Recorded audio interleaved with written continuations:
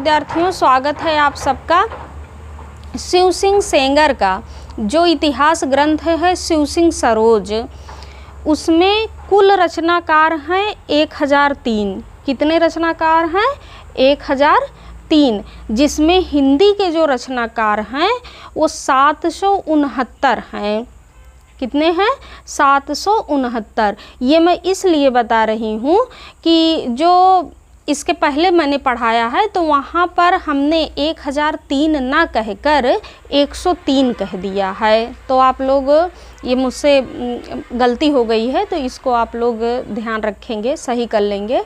तो आइए हम इसके आगे पढ़ रहे हैं कि देखिए, 5 या 6 वर्ष हुए छात्रों के उपयोग के लिए मैंने कुछ संक्षिप्त नोट्स तैयार किए थे, जिसमें परिस्थिति के अनुसार शिक्षित जन समूह की बदलती हुई प्रवृत्तियों को लक्ष्य करके हिंदी साहित्य के इतिहास के काल विभाग और रचना की भिन्न भिन्न शाखाओं के निरूपण का एक कच्चा ढांचा खड़ा किया गया था। हिंदी शब्द सागर समाप्त हो जाने पर उसकी भूमिका के रूप में भाषा और साहित्य का विकास देना भी स्थिर हो गया। अतः एक नियत समय के भीतर ही यह इतिहास लिखकर पूरा करना पड़ा। साहित्य का इतिहास लिखने के लिए जितनी अधिक सामग्री मैं जरूरी समझता था, उतनी तो उस अवधि के भीतर इकट्ठी ना हो सकी। यहाँ पर शुक्ल जी कह रहे हैं कि इतिहास लिखने के लिए जितनी अधिक सामग्री चाहिए थी उतनी उनके पास नहीं थी, पर जहाँ तक हो सका आवश्यक उपादान रखकर कार्य पूरा किया गया। इस पुस्तक में जिस पद्धति का अनुसरण किया गया है उसका थोड़े में उल्लेख कर देना आवश्यक जान पड़ता है। पहले काल विभाग को लीजिए, पहले काल विभाग को लीजिए। जिस काल विभाग के भीतर किसी विशेष ढंग की रचनाओं की प्रचुरता दिखाई पड़ी है, जिस एक ढंग की रचनाओं की प्रचुरता दिखाई पड़ी है वह एक अलग काल माना गया है और उसका नामकरण उन्हीं रचनाओं के स्वरूप के अनुसार किया गया है। इसी प्रकार काल का एक निर्दिष्ट सामान्य लक्षण बनाया जा सकता है।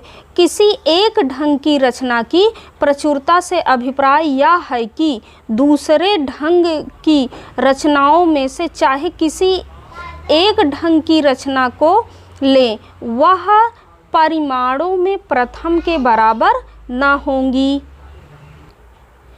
यह नहीं कि और सब ढंगों की रचनाएं मिलकर भी उसके बराबर ना होंगी।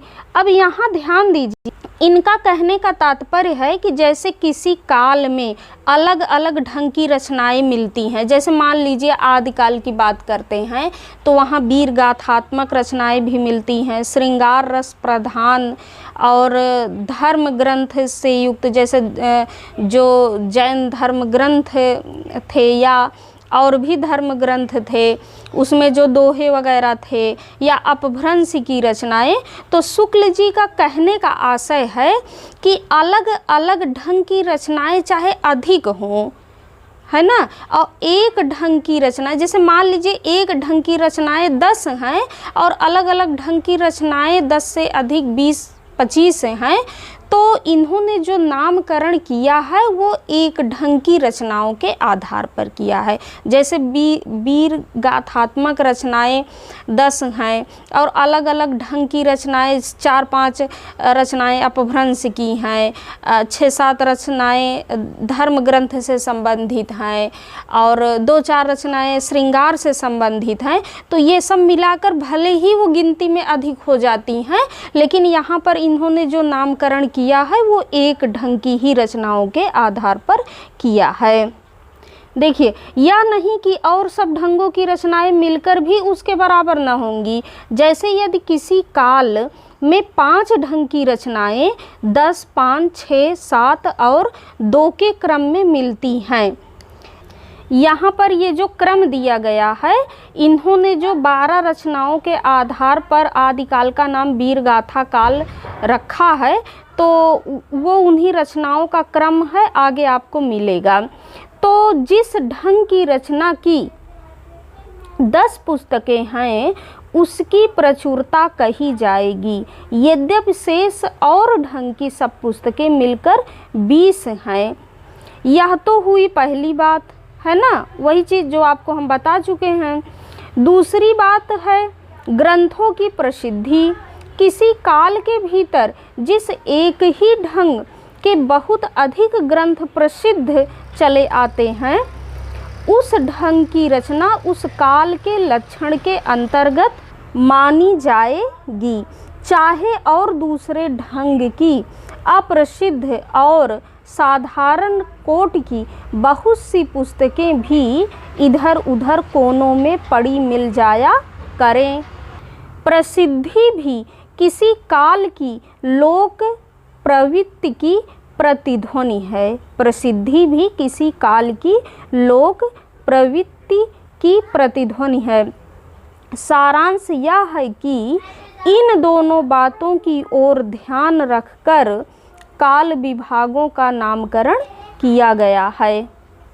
देखिए शुक्ल जी लिखते हैं कि आदि काल का नाम मैंने वीर गाथा काल रखा। उक्त काल के भीतर 2 प्रकार की रचनाएं मिलती हैं, अपभ्रंश की और देश भाषा। बोलचाल की भाषा को देश भाषा कहा है।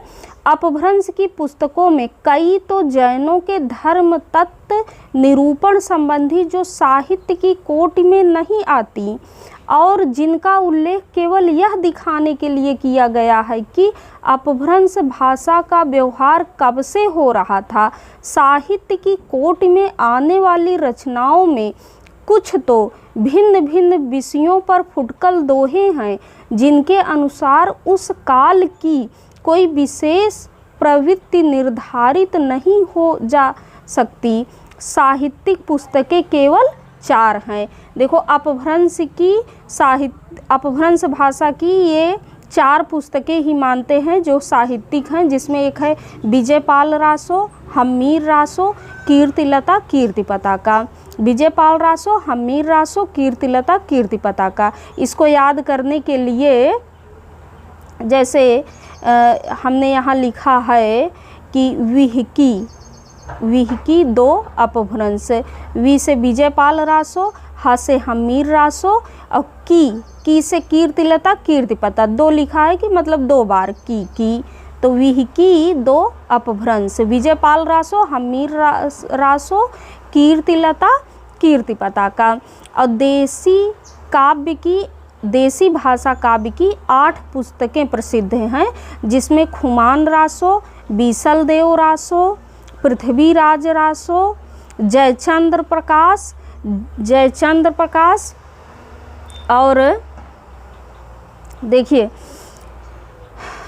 खुमान रासो, बीसल देव रासो, पृथ्वीराज रासो, जयचंद्र प्रकाश, जय मयंक जस चंद्रिका, परमाल रासो जिसे आलाखंड के नाम से भी जाना जाता है, खुसरो की पहेलियाँ और विद्यापति की पदावली। इसको याद करने के लिए आप इसको देख सकते हैं कि खूब पर पृथ्वी जय विद्या जय खुसरो, खूब पर पृथ्वी जय विद्या जय खुसरो।